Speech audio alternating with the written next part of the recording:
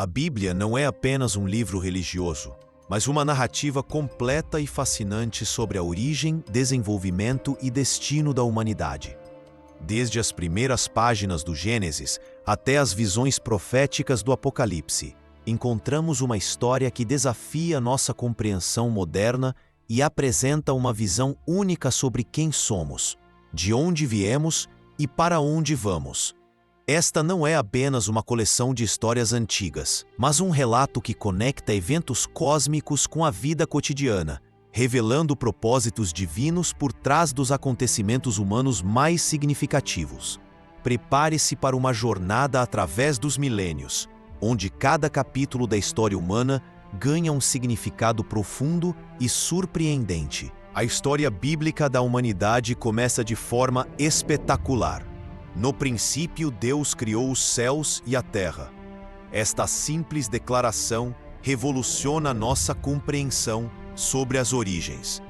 Não houve uma explosão cósmica acidental, mas um ato deliberado e intencional de um ser supremo. Durante 6 dias criativos, Deus molda o universo com precisão matemática. A luz é separada das trevas, as águas são divididas, a terra seca emerge dos oceanos. E os corpos celestes são posicionados com propósitos específicos. Cada elemento é cuidadosamente planejado para sustentar a vida que estava por vir.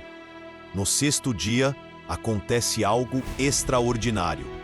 Deus não apenas fala para que o homem exista, como fez com os outros elementos da criação. Em vez disso, Ele forma o homem do pó da terra com suas próprias mãos e sopra em suas narinas o fôlego de vida. Este ato íntimo revela a natureza especial da humanidade.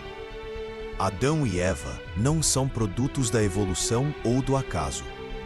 Eles são criados à imagem e semelhança de Deus, recebendo capacidades únicas, intelecto para compreender, criatividade para inovar, emoções para amar e vontade livre para escolher. Eles são colocados no Jardim do Éden, um paraíso literal onde não há morte, doença, dor ou conflito. Mesmo no paraíso, os primeiros humanos recebem responsabilidades. Eles devem cuidar do jardim, dar nomes aos animais e, principalmente, obedecer a uma única proibição: não comer da árvore do conhecimento do bem e do mal. Esta árvore representa o direito de Deus de determinar o que é certo e errado, um princípio fundamental que testaria a confiança e obediência humana. A harmonia perfeita do Éden é interrompida pela entrada de um inimigo, Satanás, disfarçado de serpente. Sua estratégia é simples, mas devastadoramente eficaz. Ele questiona a palavra de Deus e promete que os humanos se tornarão como Deus, conhecendo o bem e o mal, se desobedecessem. Eva é enganada pela aparente sabedoria da proposta, enquanto Adão escolhe conscientemente seguir sua esposa em vez de obedecer a Deus. Este momento marca a primeira rebelião humana contra o Criador, uma decisão que transformaria completamente a experiência humana. As consequências da desobediência são imediatas e profundas. A inocência é perdida e, pela primeira vez, Adão e Eva experimentam vergonha, medo e culpa. Eles se escondem de Deus, revelando que o relacionamento íntimo com o Criador foi quebrado. Quando confrontados, em vez de assumir a responsabilidade, eles começam o primeiro jogo de culpa da história. Adão culpa Eva indiretamente a Deus, a mulher que me deste, enquanto Eva culpa a serpente. Este padrão de negação da responsabilidade pessoal se tornaria uma característica duradoura da natureza humana caída. Deus pronuncia consequências específicas para cada participante na rebelião. A serpente é amaldiçoada a rastejar. A mulher enfrentará dores no parto e tensão nos relacionamentos. O homem lutará contra a terra para sobreviver. E todos enfrentarão a morte física. Porém, mesmo no julgamento, Deus revela misericórdia. A primeira promessa messiânica é feita: a semente da mulher e esmagaria a cabeça da serpente. Esta promessa críptica se refere ao futuro Salvador que redimiria a humanidade da maldição do pecado. Fora do Éden, Adão e Eva começam a construir uma família. Seus primeiros filhos, Caim e Abel, representam dois caminhos diferentes de relacionamento com Deus. Abel oferece um sacrifício aceitável, demonstrando fé, enquanto Caim oferece algo que Deus rejeita, revelando um coração orgulhoso. A inveja de Caim culmina no primeiro assassinato da história. Quando Deus pergunta sobre Abel, Caim responde com a famosa pergunta: "Sou eu o guardador do meu irmão?" Esta atitude revela como o pecado corrompeu o amor fraternal, substituindo-o por competição e violência. Apesar da maldição, a humanidade demonstra notável criatividade e progresso. Os descendentes de Caim desenvolvem agricultura, pecuária, música e metalurgia. Cidades são construídas e a população cresce rapidamente. Contudo, paralelamente ao progresso tecnológico, há uma degradação moral crescente. A linhagem de Sete, o terceiro filho de Adão, mantém um relacionamento com Deus, sendo chamados de filhos de Deus. Porém, eventualmente, mesmo esta linhagem se corrompe ao se misturar com os descendentes de Caim, resultando em uma sociedade violenta e moralmente falida. Um dos aspectos mais misteriosos da narrativa bíblica é a referência aos Nefilins, descritos como gigantes que resultaram da união entre filhos de Deus e filhas dos homens. Esta união produziu uma geração de guerreiros famosos, mas também contribuiu para a corrupção total da sociedade humana. A violência se espalhou de tal forma que toda a imaginação dos pensamentos do coração do homem era só má continuamente. Esta descrição revela o quão profundamente o pecado havia permeado a sociedade humana primitiva. Diante da corrupção total da humanidade, Deus toma uma decisão drástica: destruir toda a vida terrestre através de um dilúvio global. Esta não foi uma decisão impulsiva, mas o resultado de séculos de paciência divina, enquanto a humanidade rejeitava consistentemente a orientação moral. Contudo, em meio ao julgamento, Deus preserva um homem justo, Noé.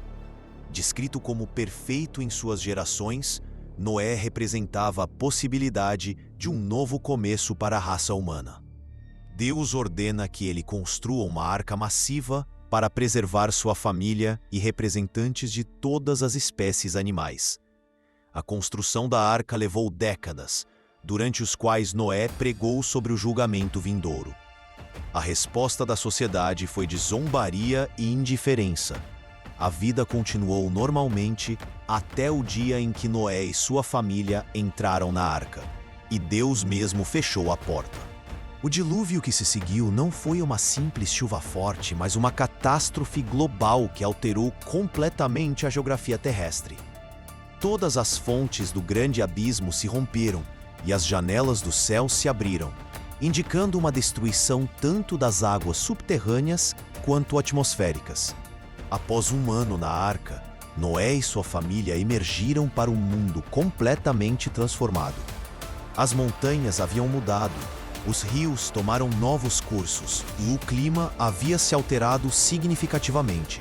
A primeira coisa que Noé fez foi construir um altar e oferecer sacrifícios a Deus. Deus estabeleceu uma nova aliança com a humanidade, prometendo nunca mais destruir a terra por dilúvio. O arco-íris foi estabelecido como sinal desta promessa.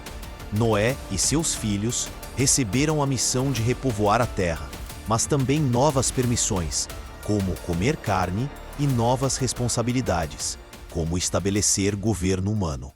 Os descendentes de Noé se multiplicaram rapidamente, mas em vez de se espalharem pela terra conforme ordenado por Deus, eles se concentraram em uma região e decidiram construir uma torre que chegasse aos céus. Esta não era apenas uma obra de engenharia, mas um ato de rebelião religiosa e política. O objetivo da Torre de Babel era duplo: fazer um nome para si mesmos e evitar serem espalhados pela terra. Eles queriam unidade, mas uma unidade que excluía Deus.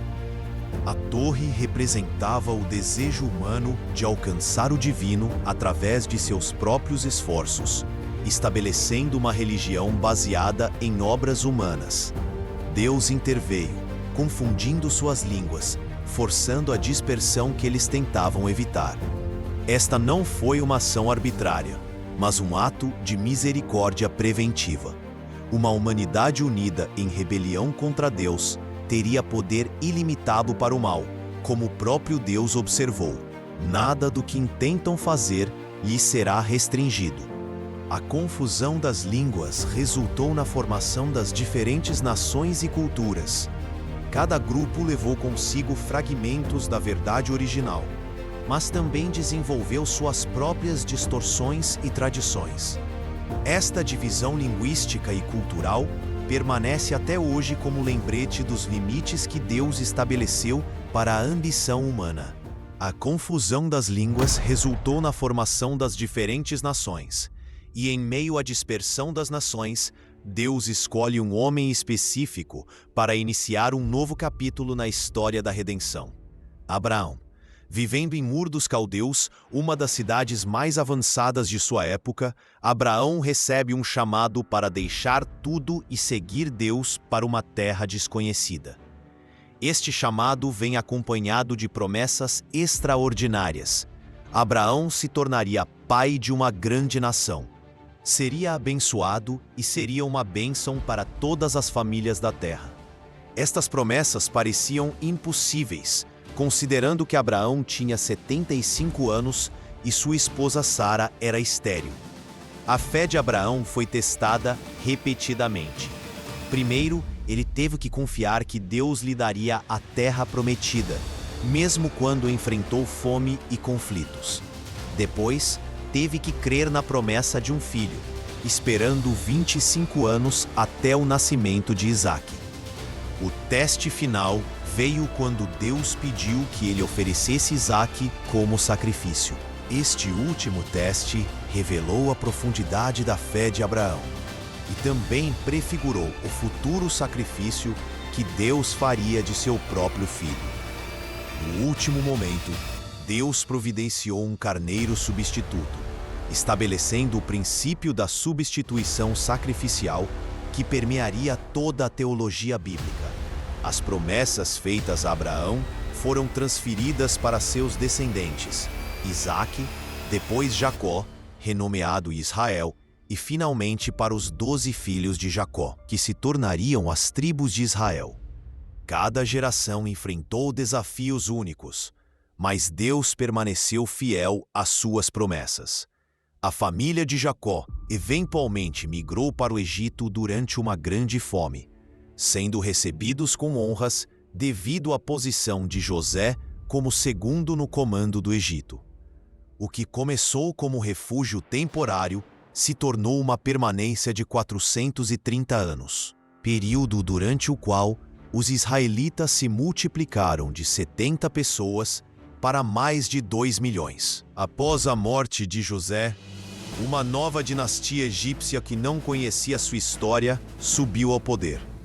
Temendo o crescimento da população israelita, eles os transformaram em escravos, impondo trabalhos forçados cruéis e até ordenando o assassinato de bebês hebreus masculinos.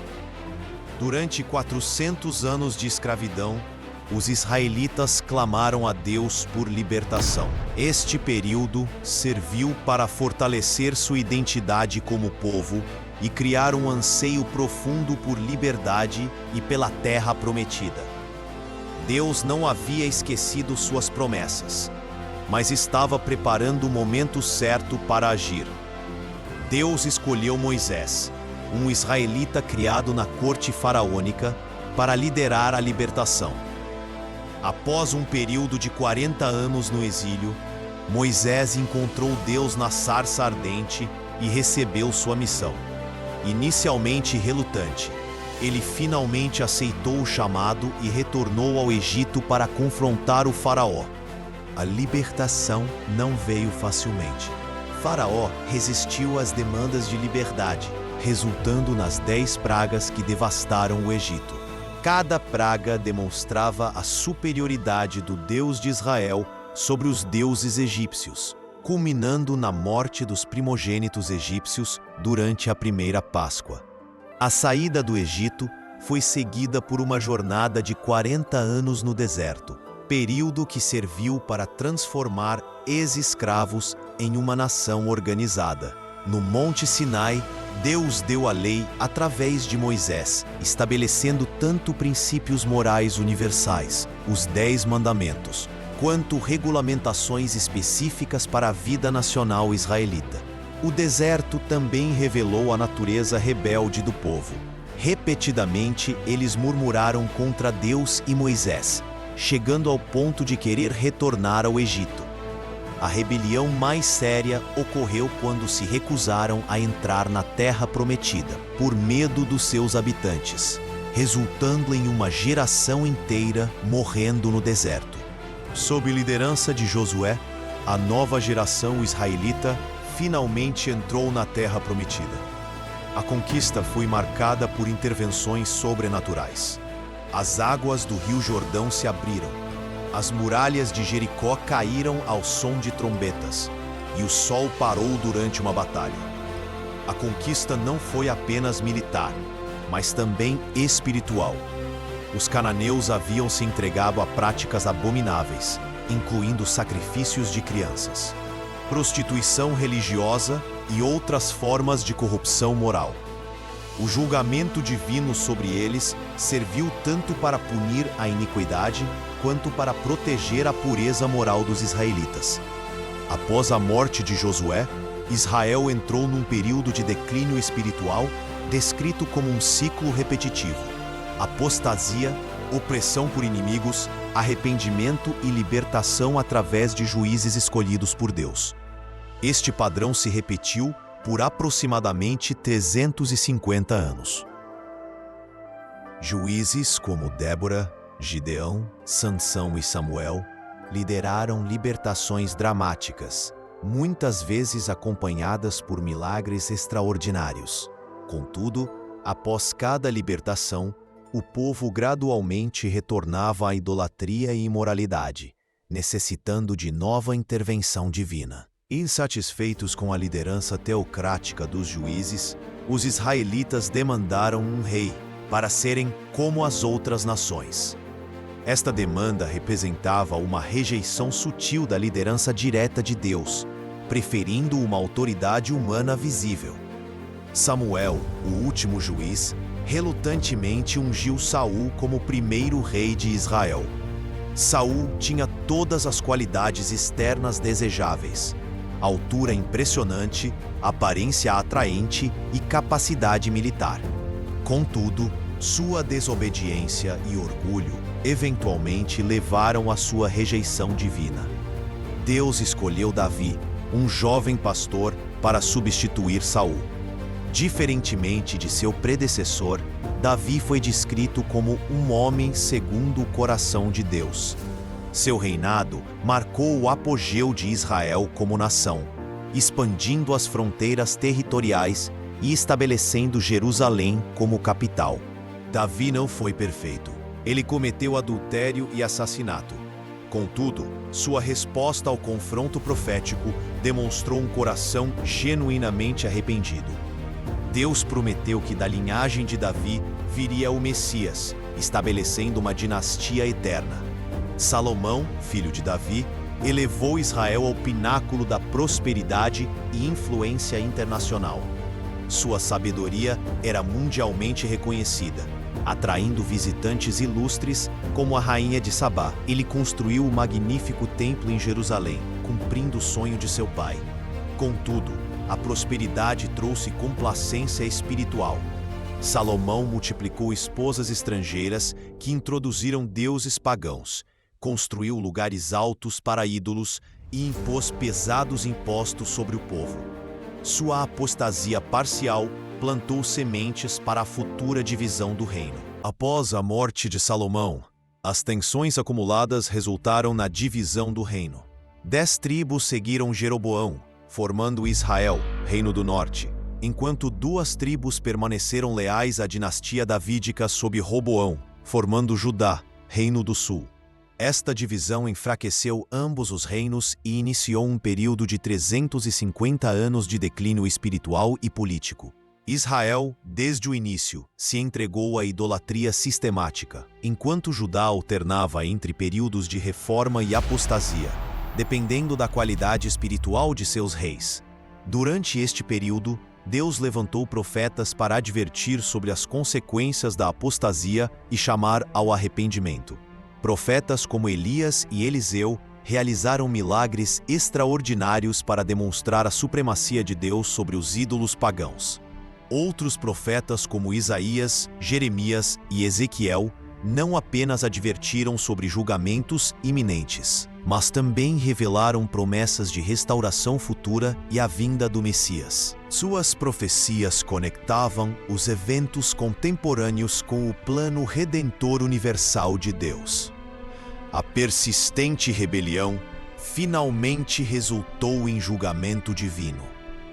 Israel foi conquistado pela Assíria em 722 a.C., com a população dispersa entre as nações, as tribos perdidas. Judá durou mais tempo, mas eventualmente foi conquistado por Babilônia em 586 a.C., com a elite deportada para o exílio. O cativeiro babilônico durou 70 anos, conforme profetizado por Jeremias. Este período serviu para purificar o povo da idolatria e prepará-lo para seu papel na vinda do Messias. Durante o exílio, sinagogas foram estabelecidas e o estudo das Escrituras se intensificou. Sob o rei persa Ciro, que foi chamado profeticamente de ungido de Deus, os judeus receberam permissão para retornar à sua terra. O retorno ocorreu em várias ondas, lideradas por Zorobabel, Esdras e Neemias. O templo foi reconstruído, embora com menos glória que o original salomônico. Este período viu o fim definitivo da idolatria judaica. O povo que havia sido punido por adorar ídolos, agora demonstrava uma aversão quase fanática à idolatria. Contudo, novos problemas surgiram, incluindo formalismo religioso, nacionalismo exclusivista e divisões sectárias. Após o último profeta do Antigo Testamento, Malaquias, seguiram-se aproximadamente 400 anos sem revelação profética direta. Este período viu Israel sob sucessivos impérios, persa, grego e romano. A influência helenística introduziu novos desafios culturais e filosóficos. Durante este tempo, o judaísmo se desenvolveu em várias direções. Os fariseus enfatizavam a observância meticulosa da lei, os saduceus se acomodaram ao poder político e os essênios se retiraram para comunidades monásticas.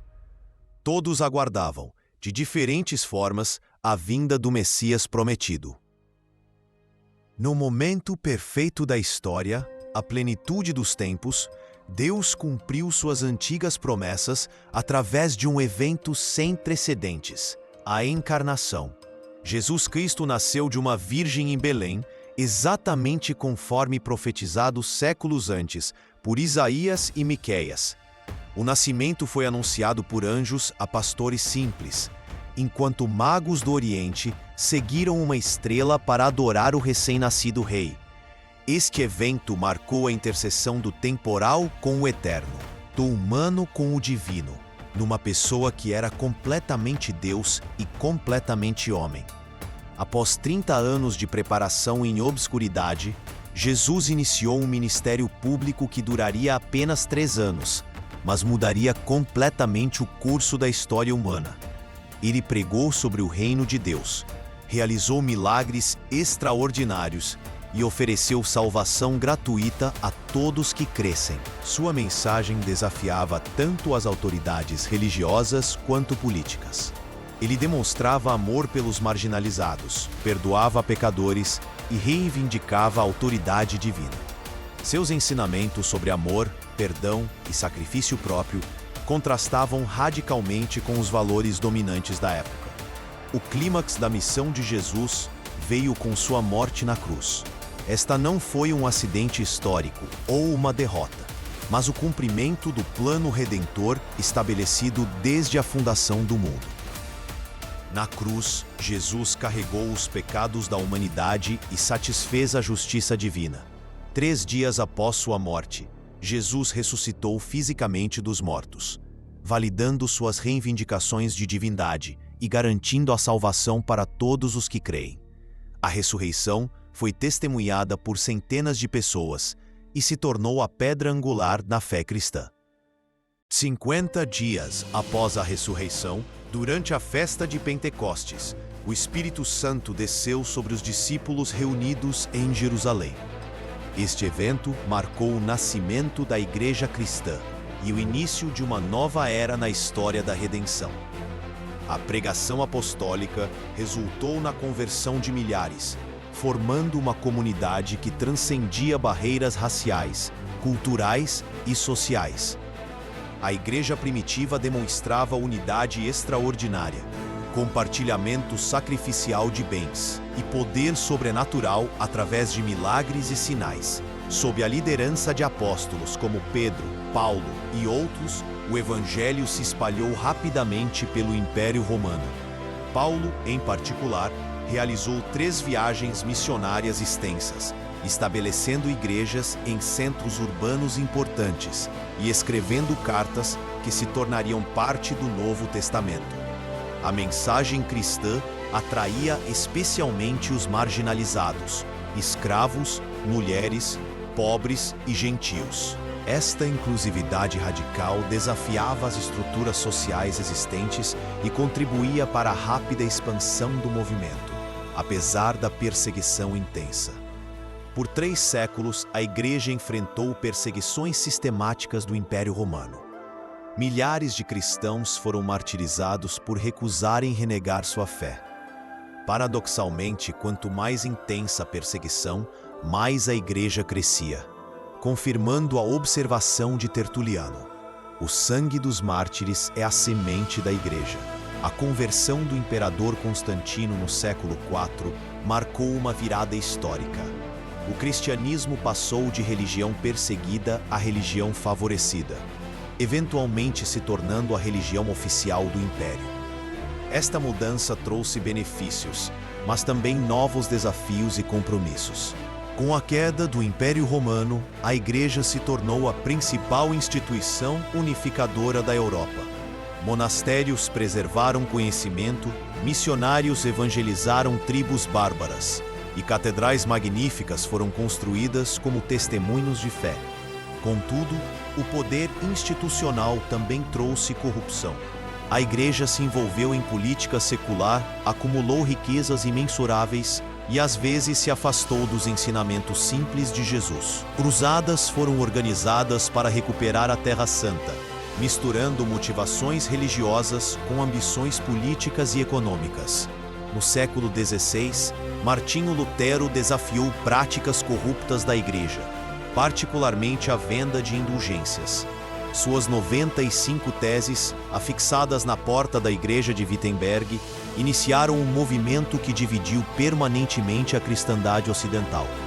A Reforma enfatizou princípios bíblicos fundamentais: salvação somente pela fé, autoridade única das Escrituras e o sacerdócio de todos os crentes. Reformadores como Calvino, Zwinglio e outros desenvolveram teologias sistemáticas que influenciariam séculos subsequentes.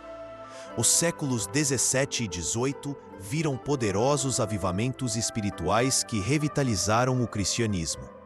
O movimento pietista na Alemanha, o Grande Avivamento na América e o Avivamento Metodista na Inglaterra trouxeram renovação espiritual e reforma social.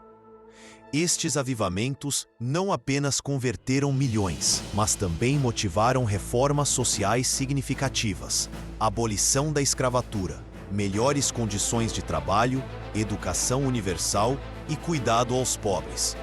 O cristianismo demonstrava sua capacidade de transformar tanto indivíduos quanto sociedades. Os séculos XIX e XX trouxeram desafios sem precedentes para a fé bíblica. O iluminismo questionou a autoridade das Escrituras. A teoria da evolução desafiou o relato da criação. E duas guerras mundiais abalaram a confiança no progresso humano. Paralelamente, o cristianismo continuou sua expansão global através de movimentos missionários. O século XX viu um crescimento explosivo do cristianismo na África, Ásia e América Latina, compensando o declínio na Europa e América do Norte. A Bíblia contém profecias específicas sobre eventos que antecederiam o retorno de Cristo. O reestabelecimento de Israel como nação em 1948, após quase 2000 anos de dispersão, é considerado por muitos como um cumprimento profético significativo. Outros eventos atuais são interpretados como sinais proféticos: aumento de conhecimento, velocidade de comunicação, instabilidade global, declínio moral e a possibilidade de evangelização mundial através da tecnologia moderna. Segundo a perspectiva bíblica, a história humana culminará com o retorno de Jesus Cristo para estabelecer seu reino na Terra. Este evento será precedido por um período de tribulação sem precedentes, seguido por 1000 anos de paz e prosperidade sob o governo direto de Cristo. Finalmente, após o julgamento final, Deus criará novos céus e nova terra, onde a justiça habitará eternamente. Este será o estado eterno da humanidade redimida, marcando não o fim, mas o verdadeiro começo de uma existência gloriosa sem fim. A história da humanidade, segundo a Bíblia, não é apenas uma narrativa de eventos passados, mas uma revelação do caráter de Deus e seu plano redentor para a humanidade. Desde a criação perfeita até a restauração eterna, vemos um fio condutor: o amor implacável de Deus pela humanidade que Ele criou. Esta perspectiva oferece esperança em meio ao caos, propósito em meio à confusão e significado em meio à aparente aleatoriedade da existência. Cada pessoa individual tem um papel nesta grande narrativa, sendo convidada a participar não apenas como observadora, mas como protagonista na história da redenção. A história bíblica da humanidade não termina com um ponto final, mas com reticências, indicando que o melhor ainda está por vir. Para aqueles que abraçam esta visão, a vida atual ganha significado eterno, e cada momento se torna uma oportunidade de participar do grande plano de Deus para a humanidade. Deixe sua opinião nos comentários. Queremos saber sua visão sobre essa história. Se você gostou desse vídeo, deixe seu like, inscreva-se no canal Fatos e Fatos e ative o sininho, porque nos próximos episódios vamos mergulhar ainda mais fundo em mistérios que ainda está escondido.